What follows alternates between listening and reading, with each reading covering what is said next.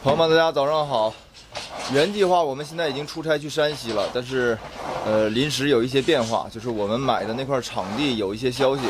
然后房东叫我们过去再商量一下合同的细节，所以今天就耽搁了。然后出差的行程我们就改到了18号，我们18号之后才能到山西。暂时也先不走，所以老老实实在家喂牛吧。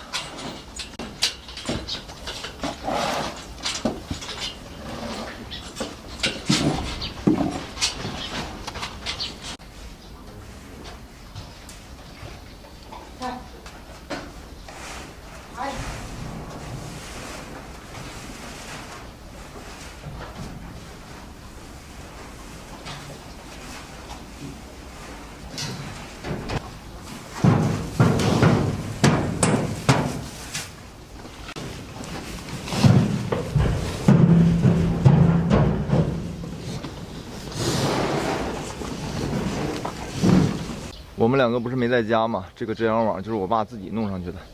然后弄得非常好，上面用那个钢筋也压住了，风也吹不起来，然后也不会下雨，也不会弄坏了，好用。育肥牛从5·1过后，然后到我们卖牛，再到端午节，这个区间价格一直是在稳定中上升。然后呢，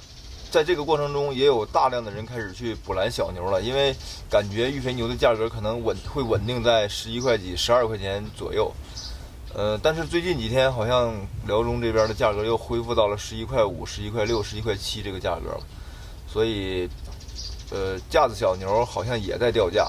当然，这个只是我听说的，不是这个特别准确的信息。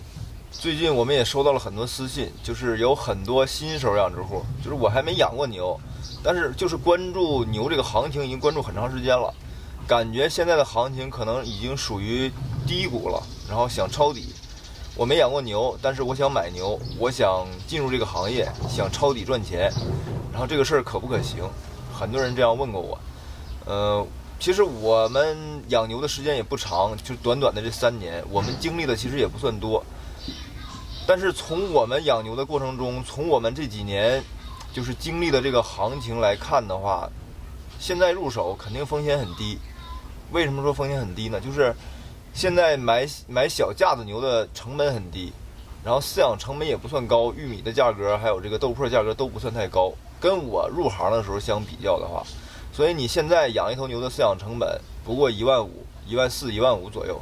当然，我第1年买牛的时候，我的饲养成本多少钱呢？2.1万。每一头牛差这么多钱，这个钱就差在了买小牛的价格上。我们第1年买的小牛是一头牛是14300， 430斤。现在你430斤的牛有6000块钱使劲花，就是现在小牛的价格已经跌到21年年初的时候，就是已经折了1半还要多了。为什么说风险很低呢？你新手在养的过程中避免不了会得病死亡，对吧？这个小牛应激处理不好会死亡。现在你死一头牛不过是5、6千块钱，但是我们第1年买牛养牛的时候，死一头牛那是1万多块。现在虽然说育肥牛出栏价格不高，但是以小博大嘛，现在算是。我们那会儿是以大博小呀，我们那会儿2万多的成本去博这2、3千的利润，现在是